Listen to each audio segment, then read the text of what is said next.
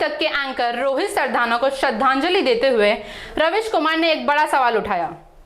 रवीश कुमार ने एक Instagram post share करते हुए कहा, आज तक के एंकर रोहित सरदाना ने निधन की खबर से अवाक हूं। कभी मिला नहीं, लेकिन टीवी पर देखकर अंदाजा होता रहा कि शारीरिक रूप से फिट नौजवान है। मैं अभी भी सोच रहा हूं कि ऐसे नौजवान इंसान के साथ ऐसी स्थिति आखिर क्यों आई। डॉक्टर्स ने किस स्तर पर क्या दवा दी, उन्हें बुखार या अन्य लक्षणों पर किस तरह से मॉनिटर किया गया।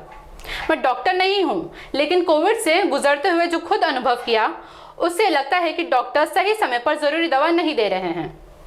व्हाट्सएप फॉरवर्ड्स और कई डॉक्टरों की पर्ची देखकर एक अंदाजा होता है कि सही दवा तो मिली ही नहीं, और मरीजों की बुखार की डिटेल को लेकर अध्ययन किया जाता और अगर इस दौरान कोई चूक हो रही है तो उसे ठीक किया जाता। कई लोग लिख रहे हैं कि आज तक ने रोहित सरदाना के निधन की खबर की पट्टी तुरंत क्यों नहीं चलाई। मेरे ख्याल से इस बात का कोई महत्व नहीं होना चाहिए। आप ही सोचिए, जिस न्यूज रूम में ये खबर पहुंची होगी, बम की तरह धमाका हो गया होगा। उनके सहयोगी साथी सबके होश उड़ गए होंगे, सबके हाथ पांव कांप रहे होंगे। आप बस यही कल्पना कर लीजिए तो आपकी बात समझ आ जाएगी। दूसरी बात यह है कि आपको न्यूज समय के हिसाब से देनी चाहिए। अगर आप उस न्यूज के रूप में ब्रेक कर देंगे तो उनके परिवार पर क्या गुजरेगी। तो कई बार ऐसी परिस्थितियां होती हैं।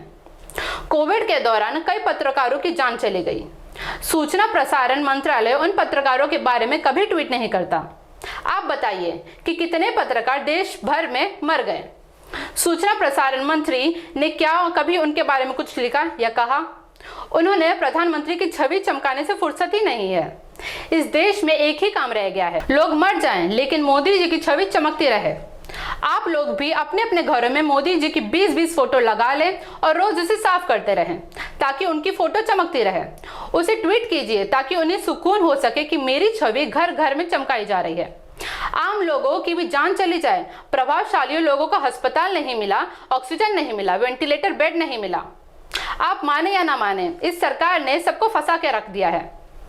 आप इनकी चुनावी जीत की घंटी गले में बांधकर घूमते रहिए, कमेंट बॉक्स में आकर मुझे गालियां देते रहिए, लेकिन इससे सच नहीं बदल जाता। लिखने पर केस कर देने और पुलिस भेज देने की नौबत इसीलिए आ रही है क्योंकि सच ने आज एक भयावह रूप ले लिया है।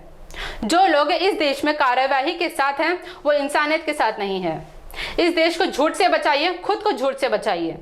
जब तक आप इस झूठ के बाहर नहीं आएंगे, लोगों की जान नहीं बचा पाएंगे। रोहित सरदाना को श्रद्धांजलि।